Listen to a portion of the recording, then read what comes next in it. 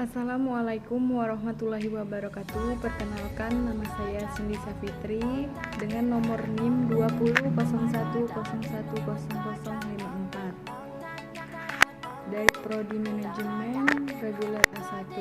Di sini saya akan membahas tentang bisnis masa depan. Apa itu bisnis masa depan? Bisnis masa depan adalah usaha yang tidak mengenal musim karena akan selalu menjadi kebutuhan banyak orang.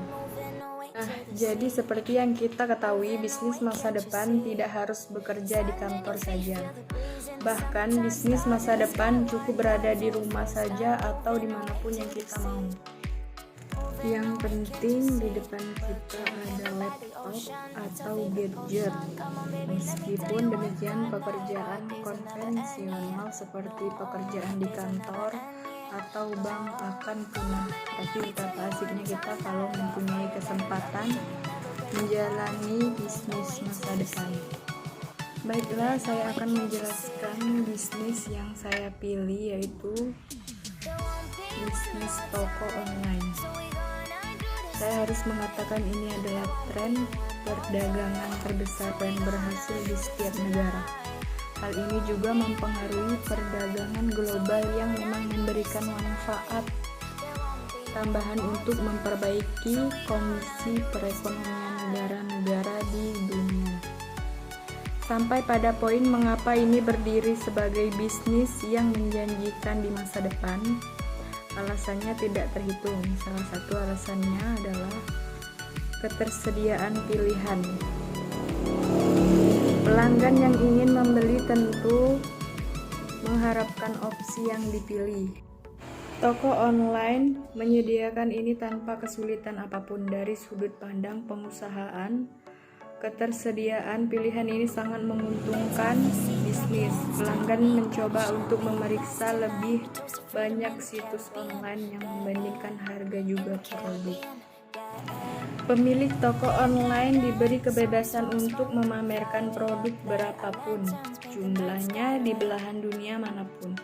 Juga frekuensi pesanan penjualan tinggi untuk toko online. Konsep ini juga berdampak besar pada bisnis lain. Contohnya adalah menjamurnya perangkat lunak pembayaran, perusahaan desain web, dan pemasaran digital. Jelas, toko online merupakan usaha yang masih menjanjikan di masa depan. Nah, baiklah, saya akan lanjut menjelaskan 10 jenis strategi bisnis online yang gratis tapi optimal. Yang pertama, melakukan riset pasar. Strategi pertama yang harus dilakukan dalam berbisnis online adalah melakukan riset pasar. Ini menjadi strategi seluruh, tidak hanya bisnis yang berbasis online.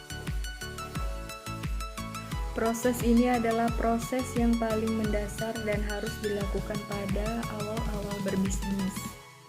Yang kedua, menonjolkan keunikan produk. Untuk dapat memenangkan persaingan dalam berbisnis online adalah dengan membuat produk yang unik. Kemudian dalam melakukan pemasaran, fokuslah pada bagian yang unik tersebut. Untuk membuat produk yang unik tentu harus mengetahui terlebih dahulu produk yang ditawarkan oleh kompetitor.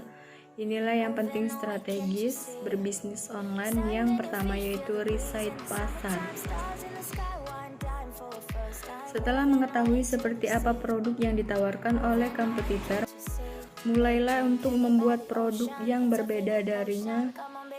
Ingatlah, salah satu jargon dalam ilmu marketing atau menjadi sedikit berbeda lebih baik daripada menjadi lebih baik. Yang ketiga, membuat branding. Branding didefinisikan sebagai serangkaian kegiatan komunikasi untuk membangun sebuah brand.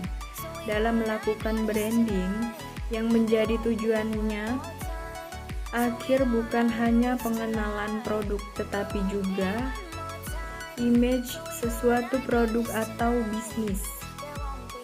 Sehingga dengan adanya branding ini, para calon konsumen di luar sana akan langsung mengenali suatu produk hanya berdasarkan kata kunci tertentu.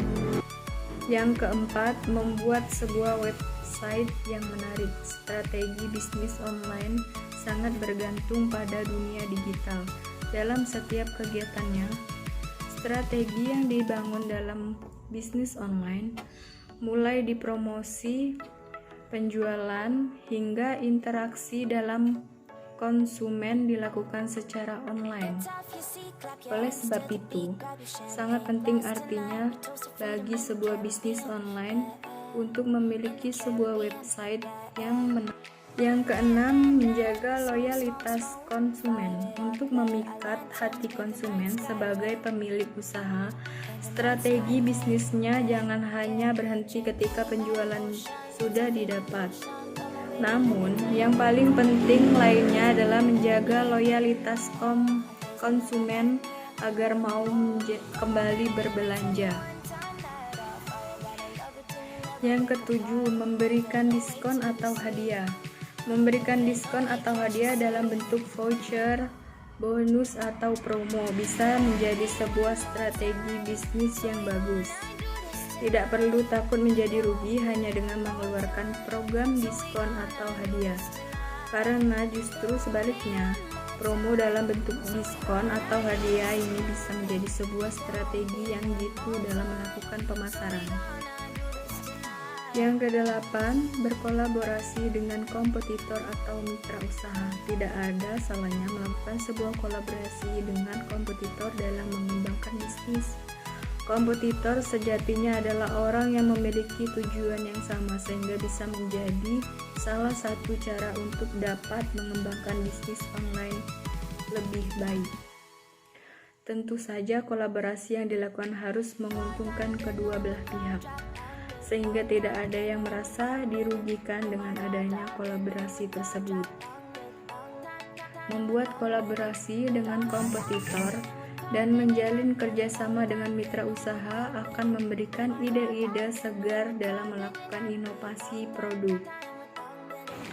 Lanjut, yang kesembilan, menggunakan strategi digital marketing, karena bisnis yang dilakukan adalah jenis bisnis online, maka dalam melakukan pemasaran juga haruslah menggunakan strategi digital marketing.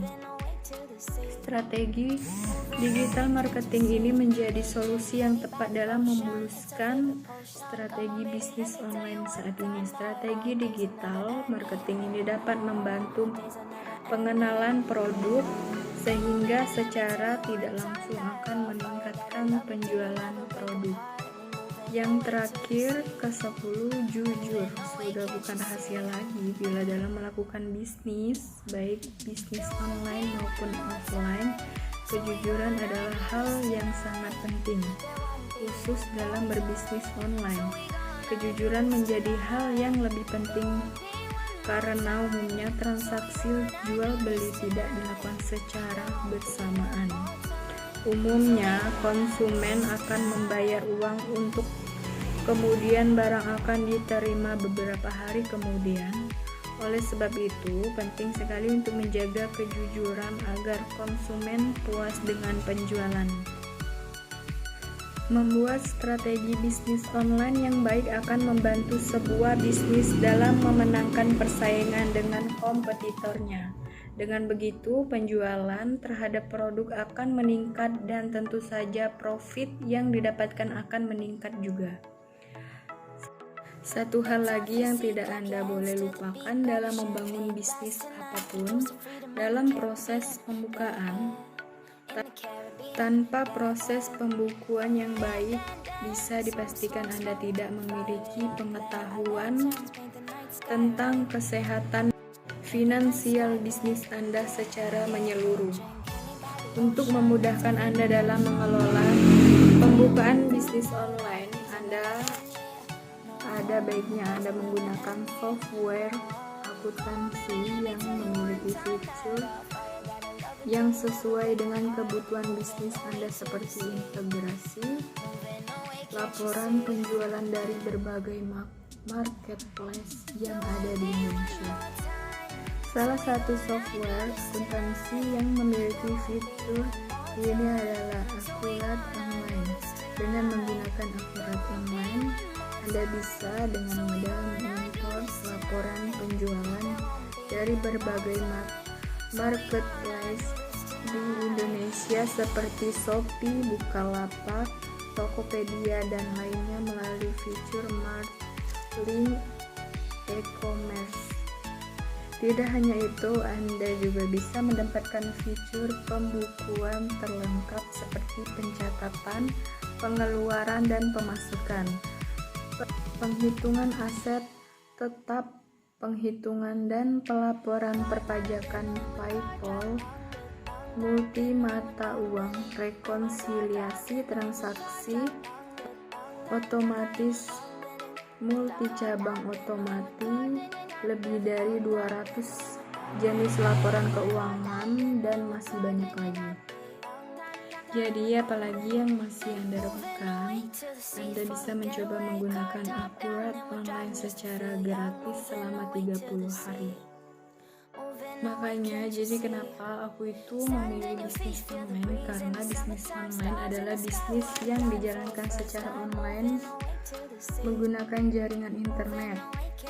Informasi tentang produk atau jasa yang akan dijual akan ditampilkan dengan media website untuk memudahkan kita. Jadi itulah alasannya kenapa saya memilih bisnis online, karena bisnis online yang dijalankan secara online menggunakan jaringan internet dapat memudahkan kita dimanapun kita berada. Informasi tentang produk atau jasa yang akan dijual akan ditampilkan dengan media website. Baiklah, itulah saja yang dapat saya sampaikan tentang bisnis masa depan. Jika ada salah kata, saya mohon maaf. Saya akhiri. Wassalamualaikum warahmatullahi wabarakatuh.